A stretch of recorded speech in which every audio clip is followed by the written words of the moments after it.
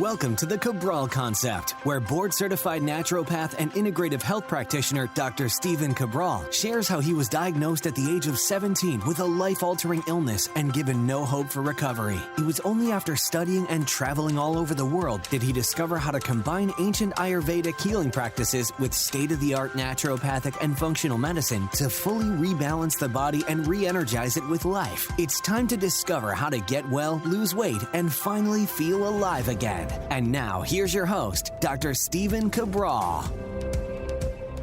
Hi, everyone, and welcome back to the Cabral Concept. We're here today with our Wellness and Weight Loss Wednesday, where the topic of the day is going to be xenoestrogens.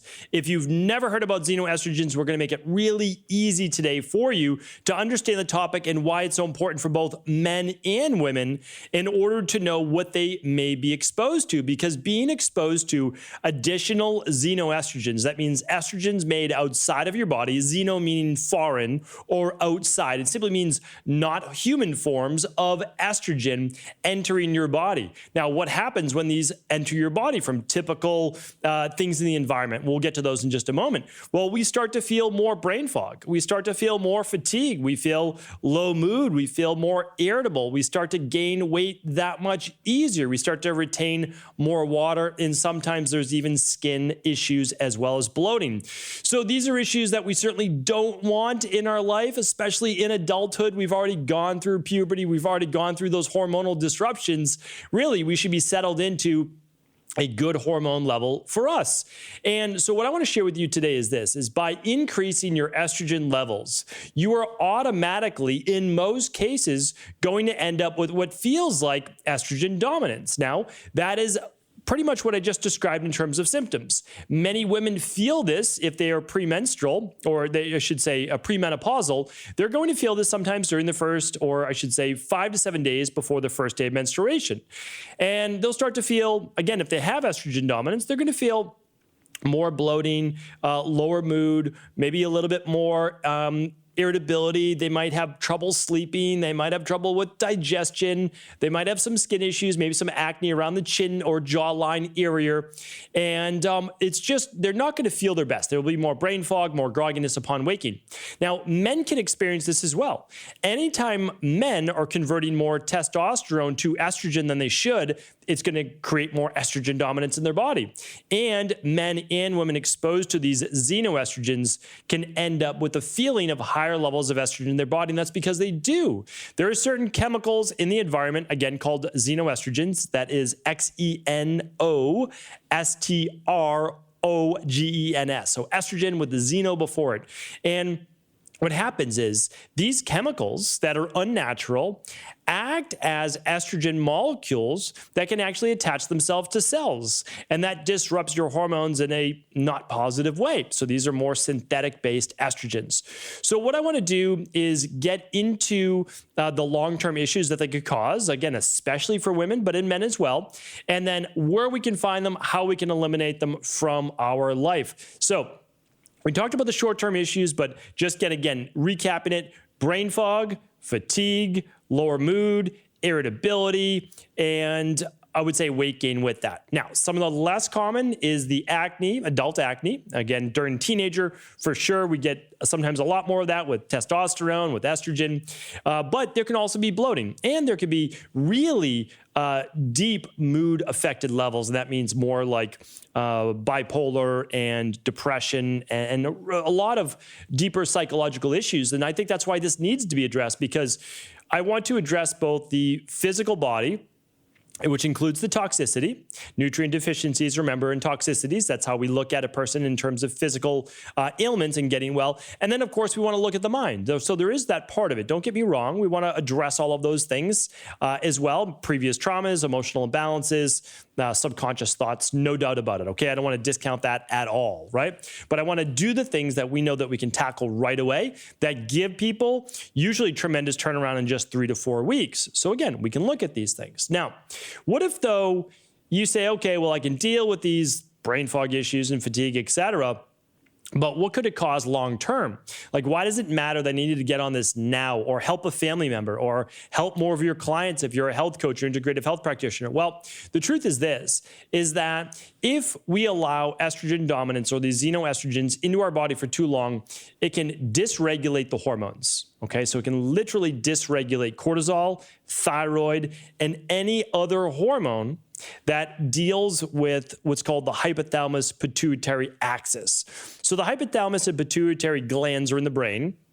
And what they do is they are essentially I don't want to call them the messengers. I would say they are the thermostat. They are what tells your body how much cortisol to produce, or how little cortisol to produce, how much adrenaline or norepinephrine, how much testosterone, how much estrogen, how much progesterone. I mean, literally, I could go on and on. It regulates thyroid hormone production. So that's why when you have an imbalance in one area, you have to look at this holistically, because it affects many different parts of the body. That's why when you go to see a specialist, I get it. They are brilliant. A cardiologist, brilliant in cardiology. A pulmonologist is brilliant in pulmonology, et cetera, right? But you have to understand is that there are multi-factors there. If you go to an endocrinologist for your thyroid, well, how do we not know that there are other toxins coming in your body, right? We absolutely know that, and one of them being the xenoestrogens. So we want to understand the issue with xenoestrogens and brain toxicity that may also lead to issues in the future, such as Alzheimer's dementia, which have yet to be really linked. Now, cardiovascular, without a doubt, when you dysregulate estrogen levels, especially after menopause or men after 40 as well, then we need to look at what could happen in terms of cholesterol, cardiovascular inflammation in the cardiovascular system. And we know that's still the #1 killer, especially for men in the United States. Mammary gland issues, meaning like looking at breast cancer. So we know that the mammary tissue is very sensitive to estradiol and these xenoestrogens. And the higher the levels, without enough progesterone or other forms of estrogen to help balance that, this can really be a recipe for disaster, especially when it's coming from toxicity.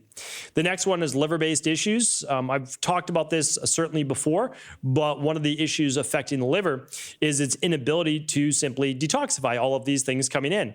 So xenoestrogens are one of those, but really we're going to get to them in a moment, but what plastics, PCBs, these things your liver has to keep up with, and it can't. We know that. Any person in the world could run an environmental toxicity test, and they can see if their liver is keeping up or not.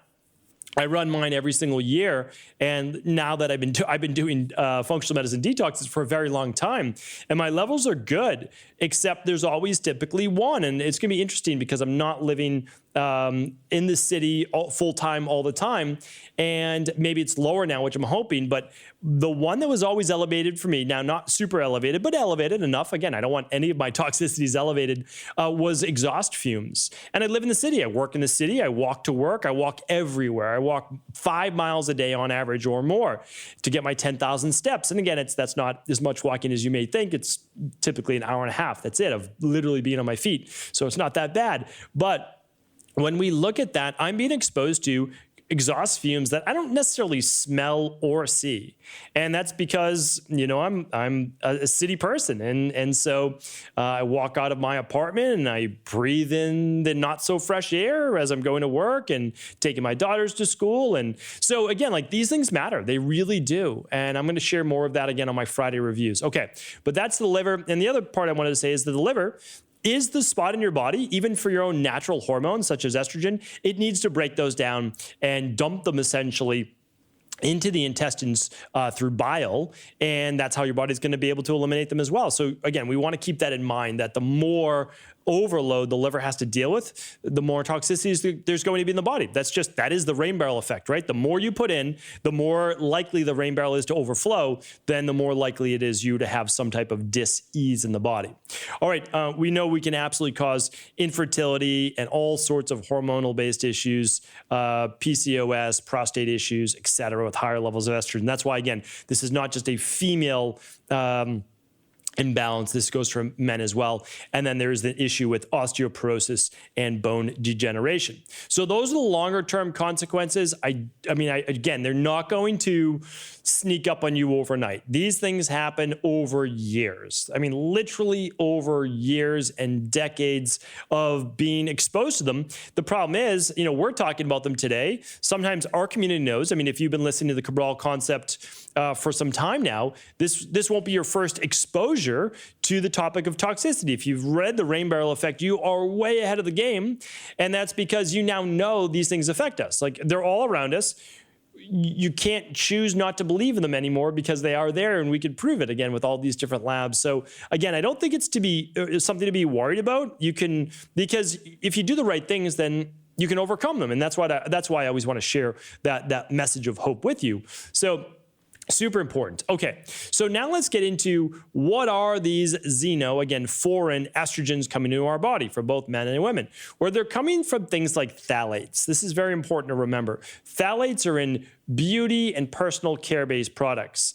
They can be in shampoos, they can be in makeup, they can be in moisturizers, and they don't have to list on the back of that ingredient label phthalate, and that's with a P. It's basically the P is silent in phthalate. So when we look at them, we want to understand is that if you are using a beauty or bath product that has unpronounceable ingredients, non-food-based ingredients, you could be exposing yourself to these phthalates. Now, an easy way to look these up, and again, I talk about this very, very in depth inside the rain barrel effect, but you can just go to ewg.org/skin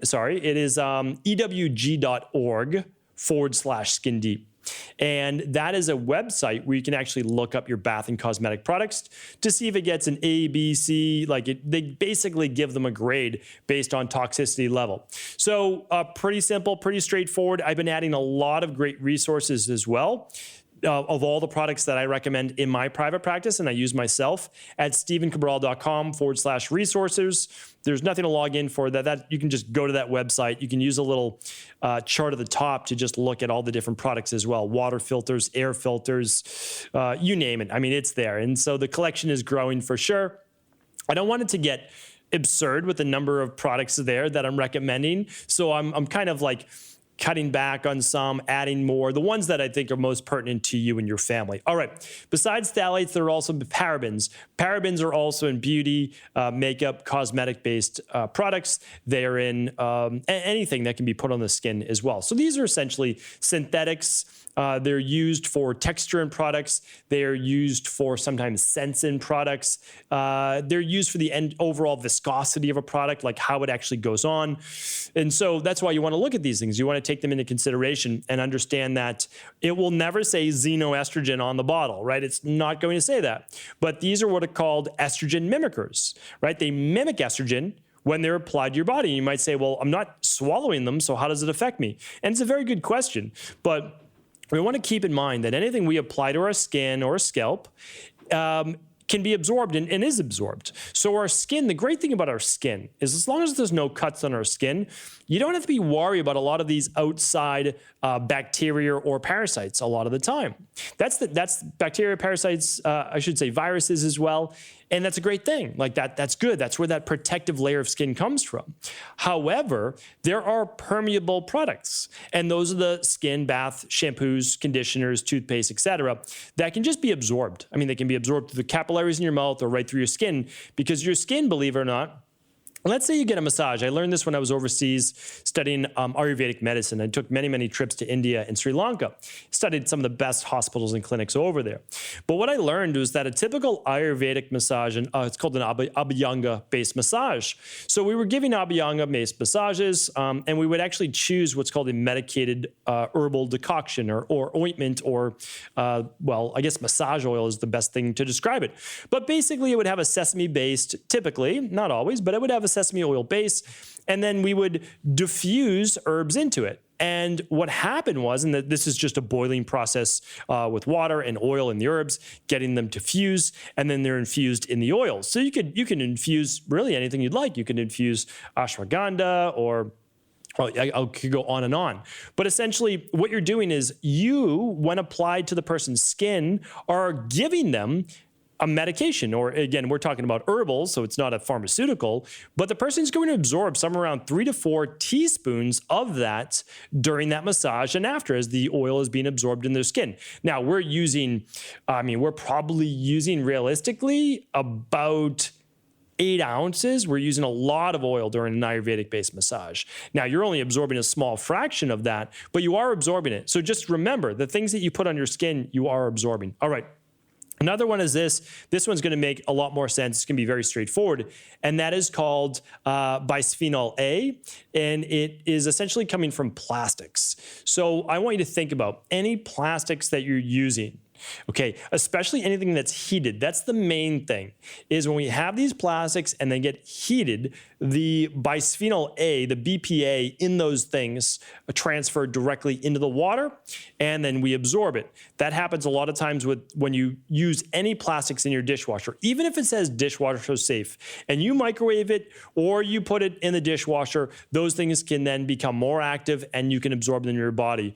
Be careful with any plastic water bottles being exposed to the sun, getting warmed up, and you drinking them, right? That's why you never really know when you buy plastic water bottles, was that exposed to heat in a truck getting it over there, or what it might be. So do your best to drink filtered water with a good water filter, or buying spring water bottles. Spring water is great, and you could buy it if you wanted to in a glass-based bottle as well. Okay, so that's another one. Any plastics, plastic food containers, etc. Plastics, again, a lot of tin cans, right? People eating canned produce, whatever it might be. Keep in mind, a lot of the layers inside of that is BPA. Now, they'll often say BPA free, which is great, but that, again, there can be other issues depending on what it's lined with. Okay. I was going to go deep on that. We're going to keep it at that. The next one is this, BHT. So don't worry necessarily about what BHT means. I want you to think food preservative.